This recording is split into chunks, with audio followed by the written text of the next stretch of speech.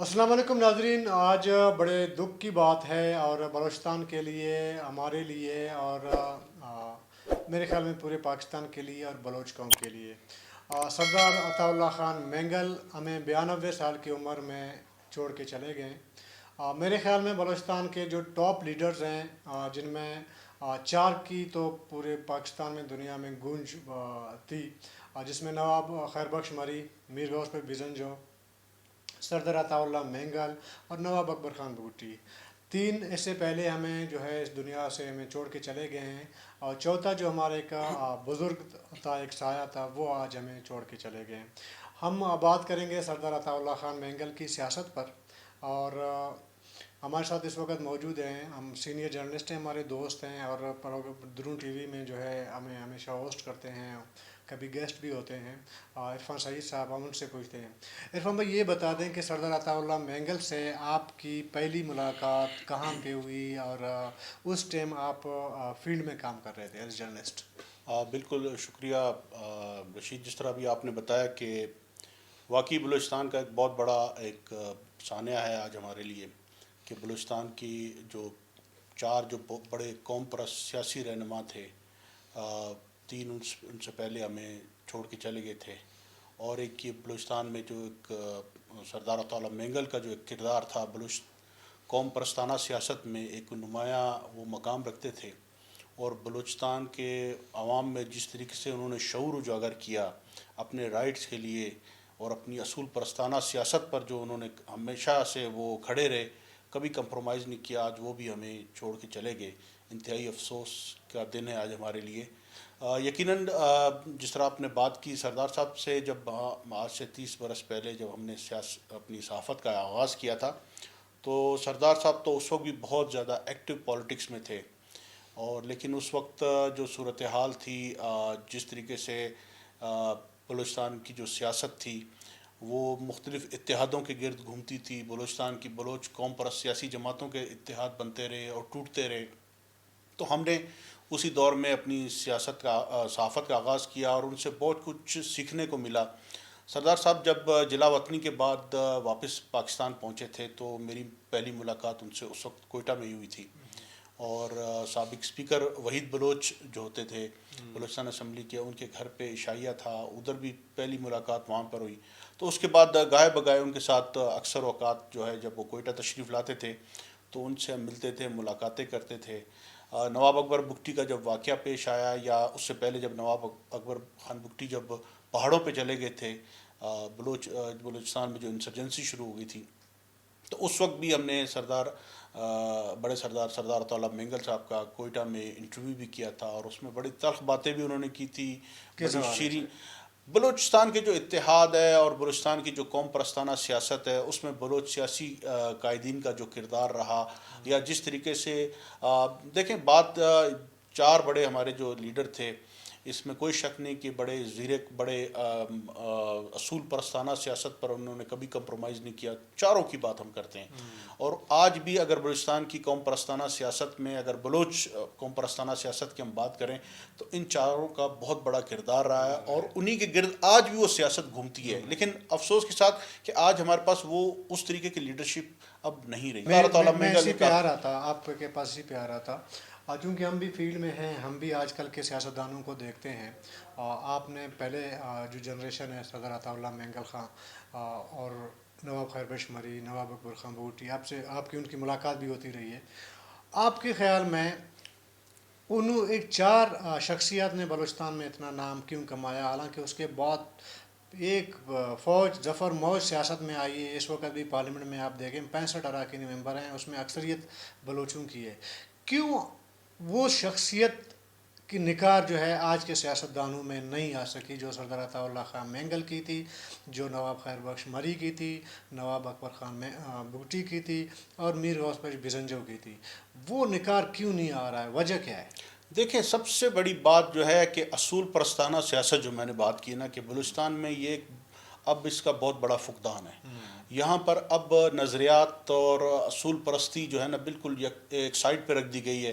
अब छोटे छोटे मफादात के लिए हम ہر چیز پہ کمپرومائز کر کے بیٹھ جاتے ہیں، اور جس سے لوگوں میں بھی بڑی مایوسی پھیل رہی ہے۔ یقیناً جو ہمارے یہ بڑے بزرگ سیاستدان تھے، انہوں نے کبھی کمپرومائز نہیں کیا، حالانکہ بڑی بڑی اصولوں پر، مقصد اپنی پارٹیوں تک کی قربانی دی۔ بی این پی جو بنائی گئی، اس کو جس طریقے سے سردار صاحب لیڈ کر رہے تھے، اس کے بعد پھر جو حالات پیدا ہوئے اور وہ پارٹی ٹوٹ گئی، لیکن سردار صاحب نے اپنے نظریات سے کبھی بھی ایک قدم پیچھے نہیں ہٹایا۔ اچھا، اس پہ آپ نے حکومتیں قربان ہوئی۔ اسی پہ دیکھیں، آپ بی ایم پی کی بات کریں، جب ٹوٹ گئی تھی تو آپ کی انفارمیشن کیا ہے کہ بی ایم پی اس ٹائم کیوں ٹوٹی تھی؟ کچھ لوگ کہتے ہیں کہ سلیم بگٹی کو اختر جان مینگل کے بعد جو ہے 2.5 سال وزیر اعلیٰ بننا تھا، وہ جو ایک معاہدہ ہوا تھا نواب اکبر خان بگٹی اور سردار عطا اللہ خان مینگل کے درمیان، اس میں تھوڑی سی جو ہے چپکلش ہوئی، تو پھر بی ایم پی ٹوٹ گئی۔ دیکھیں یہ ہسٹری جو ہے نا، یہ مقصد یہ حکومت بی این پی تو بعد میں ٹوٹی، اس حکومت کے بعد بی این پی مینگل جو تھی، وہ اس وقت مینگل نہیں تھی، صرف بی این پی تھی، جس میں ان کا بہت بڑا ایک ووٹ بینک تھا، اور بڑا اتحاد کے ساتھ وہ اس رولنگ پارٹی تھی۔ اور جب وہ ٹوٹی تو وہ اس حکومت ختم ہونے کے بعد، سردار اختر مینگل کی حکومت ختم ہونے کے بعد پھر وہ تقسیم ہوئی، اور پھر بی این پی عوامی کی شیپ میں ایک نئی بی این پی ابھر کر سامنے آئی۔ تو اصول کی بات جو میں آپ سے بات کر رہا ہوں نا، کہ سردار عطا اللہ مینگل نے جب ذوالفقار علی بھٹو کا، جو ہم تو اس وقت چھوٹے تھے، جو ہم تاریخ پڑھتے ہیں کہ انہوں نے کبھی کمپرومائز نہیں کیا۔ ان کی جو چند ماہ کی جو حکومت تھی 1972 سے لے کر 73 تک، چند ماہ کی حکومت تھی، اس کو بھی اسی بنیاد پہ ختم کیا گیا۔ یہاں پر چونکہ نیشنل عوامی پارٹی کی ہولڈ تھا، اور نیشنل عوامی پارٹی ایک نظریات اور ایک اصول لے کر چل رہی تھی، جس میں آپ کا کے پی کے بھی لیڈرشپ موجود تھی، سندھ کی بھی بہت زیادہ رہنما، اور ایک اتحاد تھا۔ وہ اس وقت کے جو تاریخ دان لکھتے ہیں کہ اس سے جو خطرات منڈلا رہے تھے ان کے سروں پر، تو اس وجہ سے نیب کی حکومت کو، بلوچستان میں واحد نیب کی حکومت یہاں پہ بڑی ایک اسٹرانگ حکومت تھی، لیکن اس کو ختم کیا گیا، اور اس کے پیچھے کئی محرکات تھے، لیکن انہوں نے اپنی اصول پرستانہ سیاست کو کبھی نہیں چھوڑا، انہوں نے حکومت قربان کر دی۔ اس طرح 97 میں دیکھیں، سردار اختر مینگل کی حکومت تھی، اور اس کو جس طریقے سے پھر ختم کیا گیا، اور جس طریقے سے اس کو گھر بھیجا گیا، وہ بھی چند ماہ کی حکومت تھی۔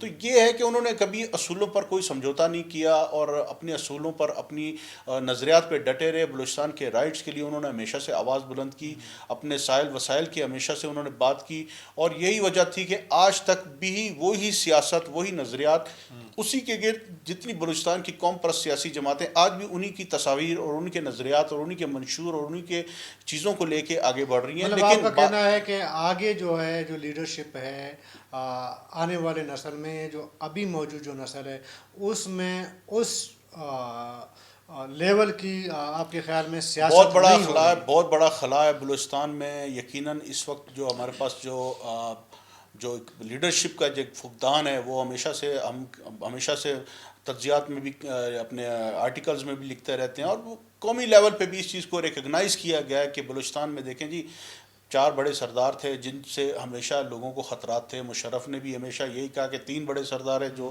بات نہیں مانتے، باقی سارے ہمارے سردار جو ہماری بات ماننے کے لیے تیار ہے۔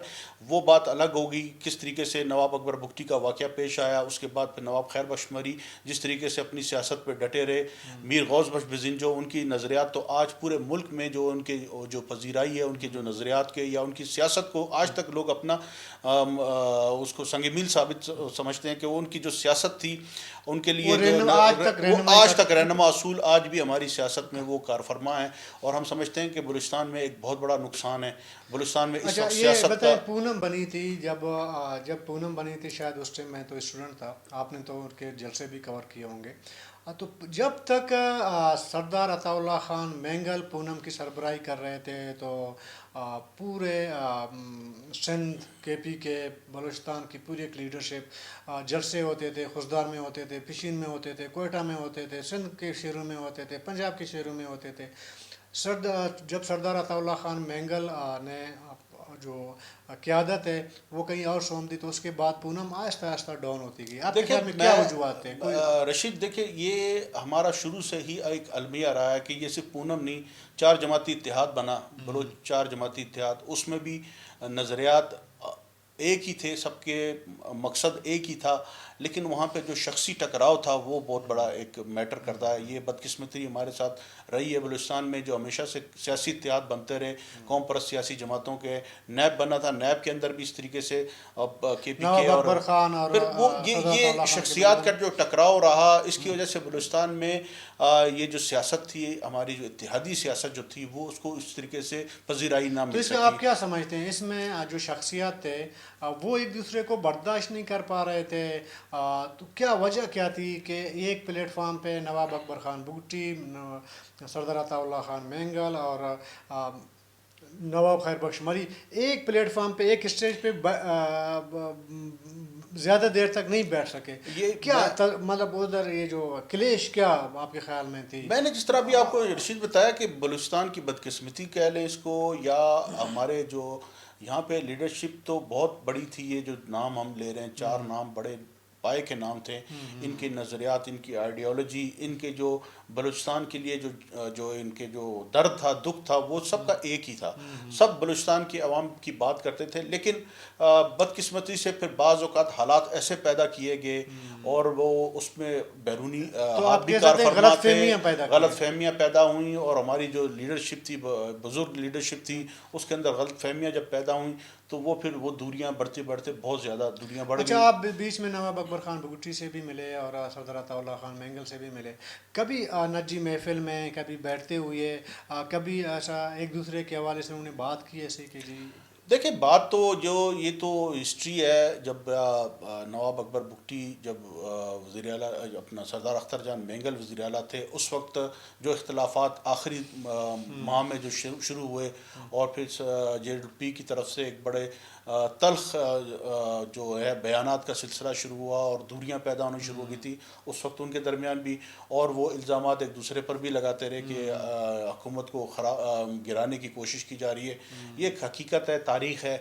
لیکن اس تاریخ کے پیچھے اگر دیکھا جائے تو یہ آج کا پہلا واقعہ نہیں تھا. یہ 97 کی حکومت ختم کرنے میں، اس سے پہلے بھی آپ دیکھیں کہ ہسٹری ہماری جو بتاتی ہے کہ یہ ہماری بلوچ لیڈرشپ جو تھی نا، وہ کبھی بھی ایک نقطے پہ متحد نہیں ہوئے. بلوچستان کا اگر ہوئے بھی تو آپس میں نہیں بیٹھ پھر سکتے. آپس میں نہیں ہوا، پھر آپس میں ان کو لڑا دیا گیا. جس طریقے سے لڑایا گیا اور جس طریقے سے دوریاں پیدا کی گئی، اس میں یقیناً ہمارے بہت سے اس میں ہاتھ کار فرما تھے. اچھا، آپ نے ہاتھ کی بات کی، تو یہ آپ کے خیال میں واقعی سازش تھی یا ہمارے لوگ اتنے سادے تھے کسی نے آ کے کچھ بھی پروپیگنڈا کر دیا اگلے کے خلاف تو وہ ناراض ہو گئے؟ کیا وجہ تھی؟ بس رشید، یہ اب تاریخ کی کتابیں بھری پڑی ہیں. ہمارے جو سینئر صحافی ہیں، دانشور ہیں، وہ اس چیزوں پہ بڑا لکھ چکے ہیں کہ بدقسمتی یہی رہی کہ یہاں پہ کبھی بھی ساری جو اتحاد ہے وہ زیادہ دیر تک پروان نہیں چڑھا. اور اس کے پیچھے بہت سے، میں نے جس طرح پہلے آپ کو کہا کہ بہت سی چیزیں کار فرما تھیں. شخصیات کا سب سے بڑا ایک وہ ٹکراؤ تھا. یہ اس میں یقیناً دیکھیں، ایک طرف نواب، سردار اور سارے ایک جگہ پہ ہوں، اور یقیناً پھر وہاں پہ شخصی ٹکراؤ بھی بہت زیادہ تھا. اچھا، لیکن اس میں دیکھیں، جیسے مشرف نے بھی کہا تھا، ویسی بلوچستان میں بہت سارے سردار ہیں، تو 3 سرداروں کے سب سے زیادہ نام کیوں لیا جاتا ہے؟ آپ کے خیال میں اس وجہ سے لیا جا سکتا ہے کہ انہوں نے نیشنلزم کی بنیاد پہ سیاست کی، یا کوئی ان کی اپنی کوئی ایسی پرسنالٹی تھی؟ دیکھیں، یہ جو 3 سردار جن کی ہم بات کرتے ہیں، انہوں نے اگر اپنا پولیٹیکل یا ان کا بیک گراؤنڈ دیکھے تو انہوں نے کوئی پولیٹیکل جماعتیں اگر بنائیں یا اپنے اتحاد بنائیں، یہ کسی کے کہنے پہ نہیں بنائے تھے. یہ خود عوام کی پذیرائی، عوام کی طاقت ان کے ساتھ، ان کے قبائل کی طاقت، وہ ہر چیز ان کے ساتھ شامل تھی. پھر نیشنل لیول پہ بھی ان کا جو ایک مقام تھا بلوچستان کی سیاست میں، اور نیشنل سیاست میں بھی ہمارے ان اکابرین کا بہت بڑا کردار رہا ہے. اس لیے ان کی جو پذیرائی جو ان کو پبلک کی طرف سے بھی ملتی رہی، یا نیشنل باقی ملک کے جو صوبے جو تھے وہاں سے بھی ان کو جس طریقے سے پذیرائی، تو ایک ان کا مقام تھا. وہ مطلب پارٹیاں اصول پر کمٹمنٹ تھی. وہ پارٹیاں کسی کے کہنے پہ یا کسی کے وقتی طور پہ فائدے کے لیے یا حکومت لینے یا چھوڑنے کے لیے نہیں بنائی گئی تھی. آج بھی وہ پارٹیاں قائم ہیں. آج اچھا، تک وہ ان کے نظریات کو لے کے چلتے ہیں. ابھی دیکھیں، ہم دیکھ رہے ہیں کہ سردار عطا اللہ خان مینگل کے چلے جانے کے بعد سردار اختر مینگل وہ اسپیس فل کر سکتے ہیں؟ اگر کر سکتے ہیں تو کس حد تک کر سکتے ہیں؟ دیکھیں جی، بلوچستان میں اکثر ہمارے دوست بھی یہ ذکر کرتے رہتے ہیں، اور یہ حقیقت بھی ہے کہ نواب اکبر بگٹی کے فیملی میں دیکھیں اب جو صورتحال ان کی بنی وہ سب کے اس سامنے طرح کی آیا لیڈرشپ ہے. نہیں بنی. میر غوث بخش بزنجو، حاصل خان بزنجو نے ایک اچھا نام پیدا کیا، لیکن وہ بھی اس دنیا میں نہیں رہے. ایک خلا پیدا ہوتا جا رہا ہے، اور سردار اختر مینگل ایک امید کی کرن ہے، جس کو ہم کہتے ہیں کہ بلوچستان کی سیاست میں، بلوچستان کی جو قداور سیاسی شخصیات میں اب ان کا جو سیکنڈ ٹیئر جو تھی، سیکنڈ لیڈرشپ جو تھی، جو ہمارے ان بڑے نواب سرداروں کے بعد جو، تو ان کا بھی ایک نام اچھا ہے، اچھی پالیٹکس کرتے ہیں بلوچستان میں. بلوچستان کے عوام کے لیے آج بھی دیکھیں ان کی پارٹی ایک منظم پارٹی ہے. وہ جس طریقے سے اپنی پارٹی کو ساتھ لے کر وقتی مفادات کو انہوں نے بالکل کبھی بھی وہ نہیں کیا. جو اصول، جو نظریات تھے، آج بھی اگر پی ٹی آئی کے ساتھ اتحاد کیا تو ایک چارٹر آف ڈیمانڈ پیش کیا، اس کو دیا، اور اس میں کوئی ایسی چیز نہیں تھی جس میں ہم کہہ سکتے ہیں کہ جی یہ ان کے ذاتی مفادات کے لیے تھی. ایک پوری دنیا کو پتہ ہے وزارتیں وہ بھی لے سکتے تھے، فیڈرل گورنمنٹ میں اچھی وہ کر سکتے تھے، لیکن انہوں نے اصولوں پر کبھی سمجھوتا نہیں کیا. جو ڈیمانڈ جو تھی ان کی، مطلب آپ کا کہنے کا مطلب ہے کہ سردار اختر جان مینگل اپنے والد صاحب کا جو اسپیس ہے وہ فل کر سکتے ہیں. بالکل ان میں قابلیت ہے، وہ اس چیزوں کو سمجھتے ہیں، اور ملکی سیاست میں بھی اب سردار اختر جان مینگل کا ایک بڑا ایک اہم مقام ہے. اور اس کو وہ جس طریقے سے بلوچستان کی بات کرتے ہیں، اور بلوچستان کے اصولوں کی جو بات کرتے ہیں، اور بلوچستان کے عوام کے حقوق کے جو بات کرتے ہیں، وہ سب کے سامنے آیا ہے. بہت سی لیڈرشپ ہماری یہاں سے اسلام آباد جاتی ہے، قومی اسمبلی میں بھی جاتی ہے، سینٹ میں ابھی آپ دیکھ لیں کتنے لوگ ہم نے بھیجے ہیں، کتنی آواز ہے بلوچستان کی. پشتونخوا کے سینیٹر ہمارے جو مرحوم عثمان کاکڑ تھے، ایک ان کا آواز تھی، ایک آواز تھی. مقصد بہت کم لیڈرشپ ہماری ایسے جو جا کے حقیقی معنوں میں بلوچستان کے مسائل کو اجاگر کرے. نہیں تو وہ اسلام آباد کے جو ہے اس سبز پہاڑوں میں وہ گم ہو جاتے ہیں، وہ آواز دب جاتی ہے، کیونکہ آواز وہاں پہ اور صوبوں میں بہت اچھا، زیادہ آپ ہے. نے آواز کی بات کی. جب 70s میں یا لاسٹ 60s میں، تو میرے خیال میں بلوچستان سے ایک دو ہوتے اس ٹائم نمائندگی کرتے تھے بلوچستان کی، نواب خیر بخش مری اور سردار عطا اللہ مینگل. تو وہ ان کی آواز گونجتی تھی اسمبلی کے اندر، لوگوں کو پتہ چل جاتا تھا کہ بلوچستان کی نمائندگی کر رہے ہیں. آج ان کی تعداد کئی زیادہ ہیں. بہرحال اس طرح کے آپ صحیح کہہ رہے ہیں کہ ان کی وہ آواز اس طرح نہیں گونجتی. تو آپ کا کوئی ایسا یادگار لمحہ جو سردار عطا اللہ خان مینگل کے حوالے سے وہ آپ شیئر کریں تاکہ بالکل جی، پروگرام سردار ختم کریں. صاحب کے ساتھ بڑی محبت تھی ہماری، اور اللہ تعالیٰ ان کو غریق رحمت کرے. کراچی میں اس وقت کے وزیر اعلیٰ پنجاب کے میاں شہباز شریف ملاقات کرنے کراچی میں آئے. تو ٹرسٹ کی بات کرتا ہوں کہ سردار صاحب کا جو ٹرسٹ تھا ہم پر، مجھ پر خاص طور پر، کوئٹہ کے میڈیا پہ، بلوچستان کی میڈیا بڑا زیادہ تھا، کیونکہ ان کو پتہ تھا کہ میڈیا جس طریقے سے خبروں کو ان کی وہ ٹرمنگ کرتا ہے یا کچھ مفہوم چینج ہو جاتا ہے، تو اس سے، تو مجھے یاد پڑتا ہے کہ سردار صاحب سے ملاقات کرنے کے بعد وہاں کراچی میں ان کے گھر کے باہر بہت بڑا میڈیا موجود تھا. سردار صاحب سے انہوں نے بات کرنا چاہی تو سردار صاحب نے ان سے کہا کہ میں سوری کیا ان سے. انہوں نے کہا میاں صاحب سے پوچھ لیں، میاں صاحب نے جو کہنا ہے. میاں صاحب نے اپنا جو بیان دیا، منانے کے لیے گئے تھے سردار صاحب.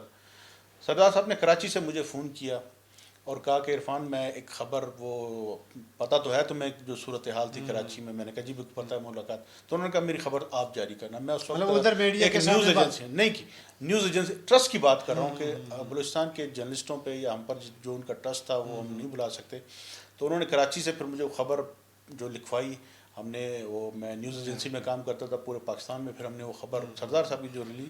اس طرح کئی واقعات ہیں کہ سردار صاحب ڈائریکٹلی فون کر کے کوئی خبر، کچھ بھی ہوتا تھا، کوئی واقعہ، تو وہ کہتے تھے آپ اس پہ خبر چلائیں، اور مجھے ٹرسٹ ہے آپ لوگوں پہ کہ آپ ہماری خبر کو ٹرمنگ نہیں کرو گے، اس کے اندر کوئی اپنی اس میں غلط چیز نہیں، تاکہ لوگوں کے اندر غلط فہمی پیدا نہ ہو. تو بس بہت بڑا ایک واقعہ سانحہ ہے بلوچستان کے لیے. ہم سمجھتے ہیں کہ ایک بہت بڑا خلا ہے.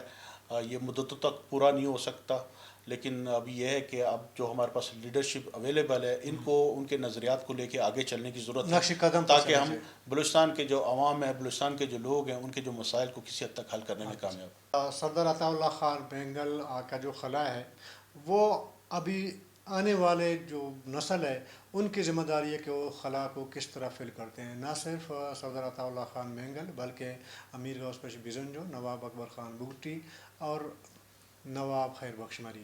اختلاف ہو سکتے ہیں سیاست میں، ان چاروں شخصیت میں سے میرے بھی اختلافات کہیں سے ہو سکتے ہیں، عرفان سعید کے بھی ہو سکتے ہیں، بہت سے پولیٹیکل جو ہماری لیڈرشپ ہے یا ورکر ہے ان کی ہو سکتے ہیں. لیکن جو نظریہ تھا، جو کمنٹمنٹ تھی، آپ اس کو صحیح یا غلط کہہ سکتے ہیں، لیکن سردار عطا اللہ خان مہنگل سمیت تینوں شخصیات نے اپنے نظریات پہ وہ کمنٹمنٹ رہے، اور آخر تک وہ جو ہے مرتے دم تک اس پہ کاربند رہے۔